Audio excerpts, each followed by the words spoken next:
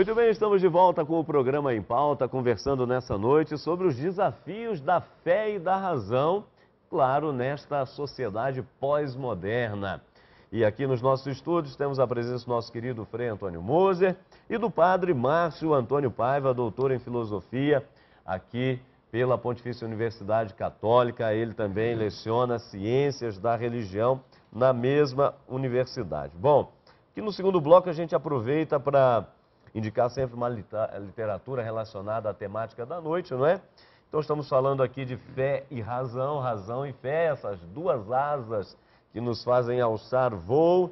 E aqui pela editora Canção Nova temos esse livro que é um dos da coleção Dons do Espírito, não é, do Márcio Mendes. Então está aqui Dons de Ciência e de Sabedoria, está aí para você. Dons de Ciência e de Sabedoria, do nosso querido Márcio Mendes. Também aqui do professor Felipe Aquino, falando mais no âmbito da fé, não é? Os dogmas da fé dentro do contexto da doutrina católica. Está aí os dogmas da fé do nosso querido professor Felipe Aquino, está aí para você. E também do nosso, não é, querido padre Mário Bonatti, salesiano, Cristãos de Atitude. Ou seja, homens e mulheres, não é, cheios de fé, capacitados pela razão, são e se transformam em cristãos de atitude, capazes de construir de fato uma sociedade nova, melhor, não é, verdadeiramente moderna no termo, porém solidária, fraterna, como todos nós desejamos. Está aí o nosso querido padre Mário Bonatti, pela editora Canção Nova. São algumas indicações para você. Já já eu vou estar aproveitando aqui também para colocar as questões, os comentários do pessoal que está no Twitter, né? Você pode mandar um Twitter para a gente, @PE_Hamilton, não é, onde você comenta o tema dessa noite, mas também pode fazer a sua pergunta para os nossos convidados. E se você quiser rever o nosso programa, você já sabe, não é? Basta acessar o nosso blog, blog.cançãonova.com.br.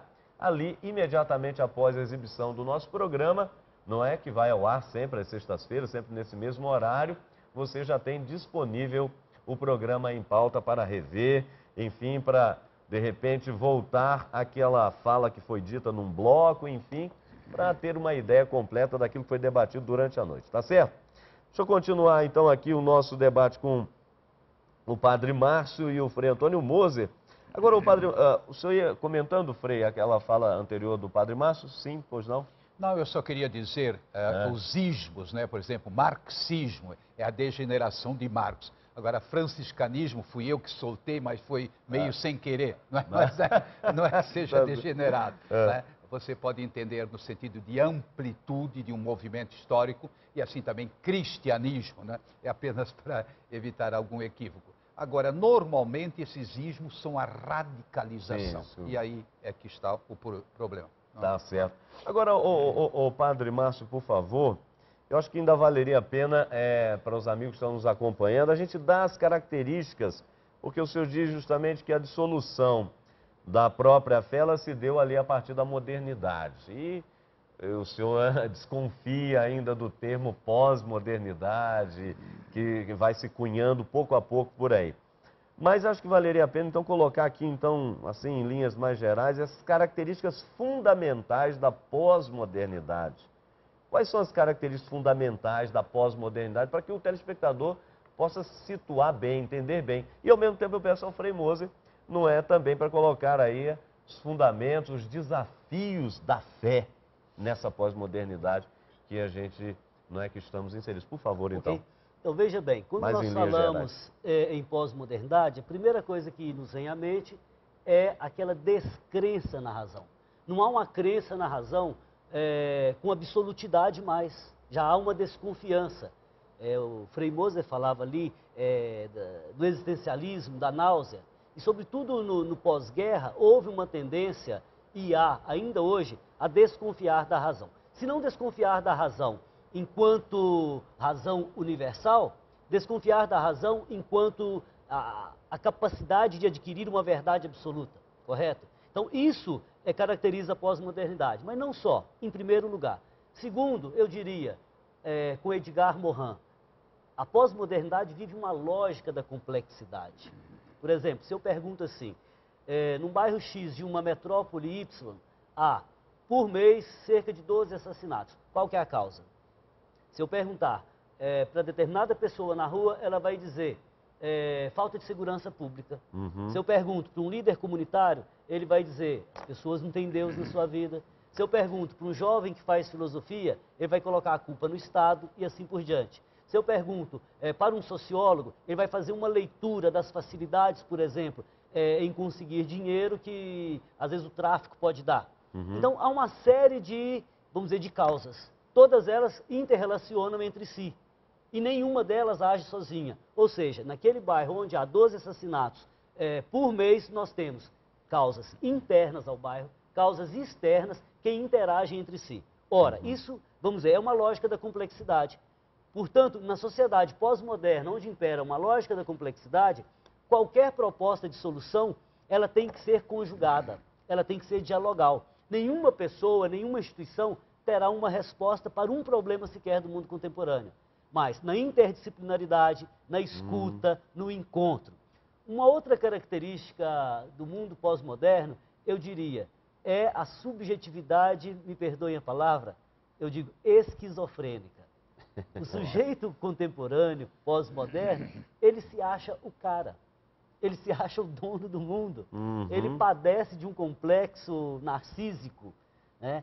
Basta a gente sair no trânsito, buzina. Pam, aqui é meu, esse espaço é meu. Você dá distância de segurança, alguém entra ali na frente. E assim vai. Desde aquilo que acontece no trânsito até aquilo que acontece no nível macro, por exemplo, na política. Então, o sujeito pós-moderno, ele se separou do mundo, enquanto nós somos sujeitos na objetividade do mundo e na relação com os outros. O sujeito pós-moderno não, ele se separa, ele é dicotomizado, ele é esquizofrênico. Claro, poderíamos falar ainda uma série de outras características pós-modernas, só mais uma, Sim. que é a ditadura do produto. Sabe, o mundo pós-moderno, no mundo pós-moderno nós temos produto para tudo, né? Parece que tudo se compra e tudo se vende. As ações humanas, inclusive, vão sendo pautadas por essa perspectiva do produto. Ora, as pessoas, mais do que nunca, valem por aquilo que elas produzem. E da mesma forma que os produtos são descartados, às vezes as pessoas, as relações humanas. Então, isso é característica da sociedade pós-moderna. Aliás, já a gente vai entrar mesmo nesse tópico aí, porque eu chamaria isso uma espécie de tríade sedutora e controversa. Uma mistura de ética, estética e consumo. Um negócio medonho. Frei, e aí? Pois é, aí, como é bom a gente estar com um filósofo à mesa, né? Porque ele não deixa a gente dormir, nem o telespectador, deve estar ligadíssimo. E quando você aplicou, assim, essa consideração sobre o narcisismo esquizofrênico, também na política, você não pensou em nenhum nome, nenhum personagem atual, não é? Seguramente, Seguramente eu não gosto de julgar ninguém, Isso, mas a situação, a perspectiva, se eu pode ter certeza. Pode ter certeza. Tá. A sua pergunta era sobre os desafios da fé. É meio complicado a gente dizer quais são os desafios da fé, porque tem desafios que vêm desde as origens da fé. Basta a gente pensar no nosso pai Abraão, não é? Que desafio. Escuta, eu estou ouvindo uma voz mesmo, quem é que está me chamando para deixar minha terra? E assim Moisés, os profetas todos, mas será que é voz de Deus ou é outra voz qualquer aí? Ou seja, a fé, ela sempre teve interrogações. Primeira pressuposição. O segundo desafio que eu vejo hoje, nos nossos dias, ignorância. Meu Deus, como tem gente faz graduação, pós-graduação, o que mais ainda que tem aí o filósofo, além de pós-graduação? Não, tem mais aí outras, pós-doutorado, segundo doutorado, etc.